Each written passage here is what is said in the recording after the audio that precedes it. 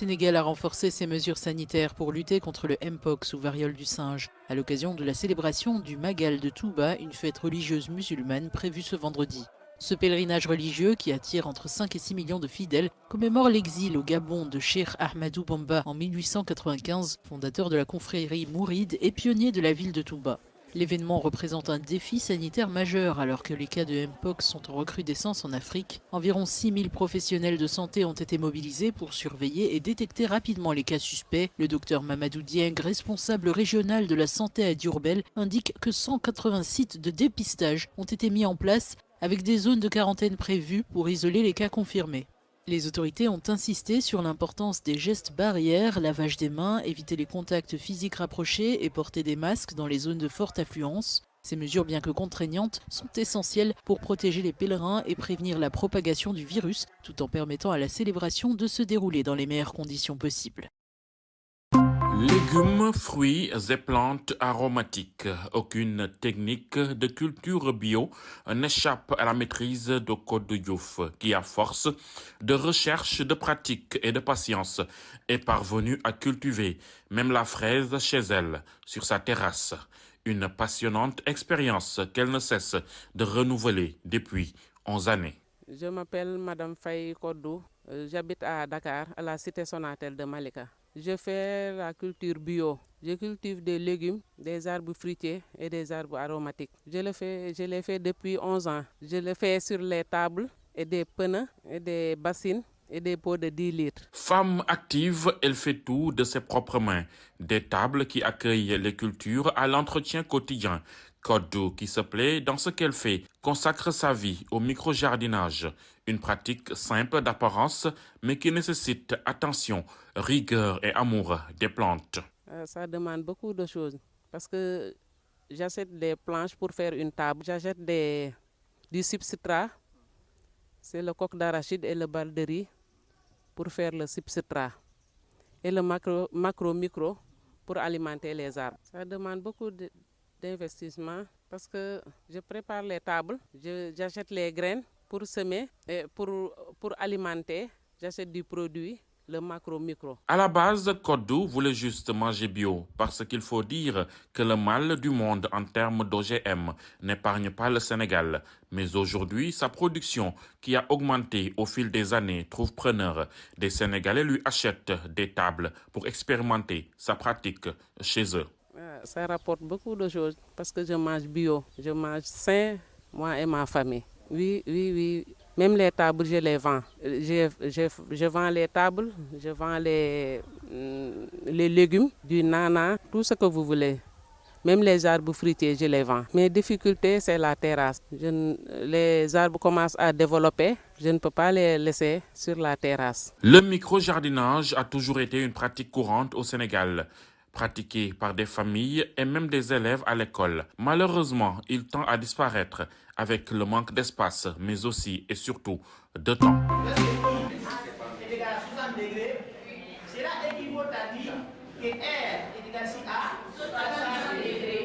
Dans cette salle de classe, des élèves suivent un cours de mathématiques. C'est plus décontracté que d'habitude, normal, c'est une atmosphère vacances.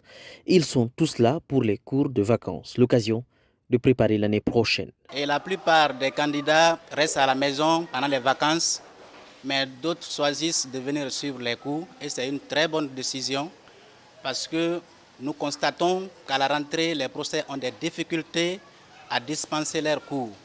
Et les élèves ont des difficultés aussi à comprendre ces cours parce que non seulement ils ne viennent pas pour suivre les cours de vacances, ils restent à la maison et ceux qui viennent pour suivre les cours, ils ont une certaine expérience dans le domaine parce que c'est la première fois de venir en 10e année. Donc ils ont appris quelque chose en vacances alors que les autres sont restés à la maison, ils n'ont pas travaillé. Quand vous venez maintenant pour dispenser les cours à ceux-ci-là, je crois que ceux qui ont suivi les cours de vacances et par rapport à ceux qui n'ont pas suivi les cours de vacances, il y a une grande différence entre ces deux catégories d'élèves. Les élèves apprennent, découvrent des concepts et formules clés pour la rentrée prochaine, tous ici quasiment en classe d'examen à la rentrée. Bon, j'ai choisi ce cours de vacances afin de ne pas désapprendre parce que je prépare, en plus de ça, je prépare une salle d'examen. Je dois me préparer afin d'affronter le BEPC qui m'attend. Donc pour cela j'ai décidé de suivre les cours de vacances afin de me préparer. Moi, ma motivation est de ma réussite l'année à venir. Et puis, c'est pas pendant le combat qu'on se prépare, c'est avant le combat. Donc, si je reste couchée à la maison sans venir faire les cours de vacances, je pense que la rentrée, j'aurai un peu de difficulté en fait dans les matières pratiques parce qu'ici en Guinée, 90% des élèves ne comprennent pas les matières exactes, je veux dire. Donc, je suis venue ici pour apprendre les matières pratiques pour que l'année à venir, je puisse avoir mon BPC pour la 11e. Oui, il y a certaines matières dont je m'en sors un peu et certaines je ne m'en sors pas, mais je pense que je pourrais m'en sortir en me concentrant bien sur les cours. Par exemple, la physique. Et je pense que c'est tout. Les cours sont en effet payants. Alors pour de nombreux parents, difficile après une année scolaire déjà fort coûteuse de ne pas observer une petite pause. Alors pour les motiver, les prix sont restés flexibles. Les professeurs ont décidé de fermer les yeux pour aider. Nous sommes là pour aider les enfants. Donc c'est pourquoi ici, les cours de révision, ce n'est pas comme ça quelque chose qui peut dépasser les parents. Si vraiment un parent veut faire réviser son enfant ici pendant les cours de vacances, on trouvera toujours une solution pour la personne. Donc je les encourage de ne pas avoir peur pour dire que les cours de vacances vont être peut-être élevés, ça coûte ça, je n'envoie pas mon enfant. Ça c'est des excuses. Ils n'ont qu'à venir. Quand ils viennent pour voir les cours de vacances, d'abord c'est combien. Monsieur, c'est ça, je veux que vous révisez mon enfant, mais c'est ce que seulement je peux avoir. Je peux dire, le problème ne vient pas juste des parents, ça vient aussi des élèves. On peut payer la scolarité de venir suivre les cours de vacances. Eux, quand ils viennent, ils dévient la route pour aller autre part. Pour ça, c'est le cas des élèves.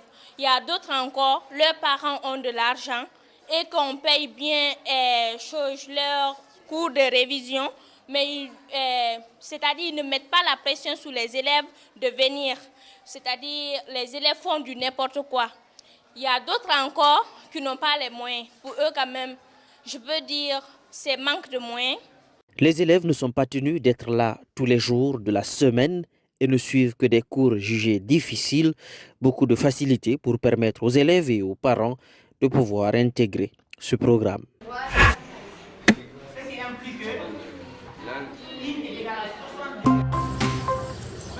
Le Soudan est confronté à une grave épidémie de choléra qui a déjà infecté des centaines de personnes selon les autorités sanitaires. Le choléra provoque une diarrhée sévère pouvant entraîner une déshydratation mortelle. Au début de cette semaine, une vingtaine de personnes en sont mortes. Amina, une réfugiée érythréenne, est en voie de rétablissement après avoir contracté le choléra.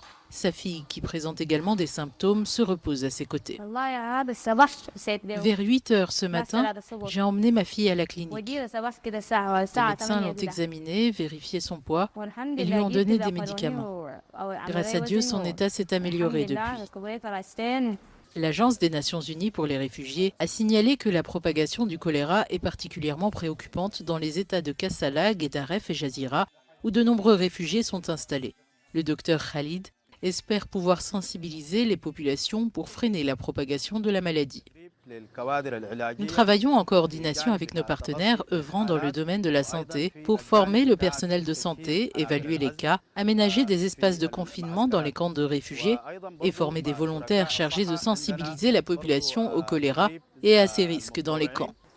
L'épidémie de choléra aggrave la situation déjà catastrophique au Soudan, où un conflit entre l'armée et le groupe paramilitaire des forces de soutien rapide, en cours depuis avril 2023, a plongé le pays dans le chaos. L'Espagne octroie 50 millions d'euros aux îles Canaries pour faire face à la crise migratoire. Le Premier ministre espagnol Pedro Sánchez a rencontré vendredi le président régional Fernando Clavijo sur l'archipel confronté à l'arrivée massive de migrants, avec nécessité de prise en charge pour des milliers de mineurs non accompagnés. Alors que les migrants adultes finissent par quitter l'île pour l'Espagne continentale et d'autres pays d'Europe après leur arrivée, les mineurs non accompagnés relèvent de la responsabilité du gouvernement régional. Les îles Canaries déclarent s'occuper actuellement de plus de 5000 enfants et adolescents migrants qui ont atteint l'archipel par leurs propres moyens ou qui ont perdu leurs parents au cours du périlleux voyage depuis les côtes de l'Afrique de l'Ouest.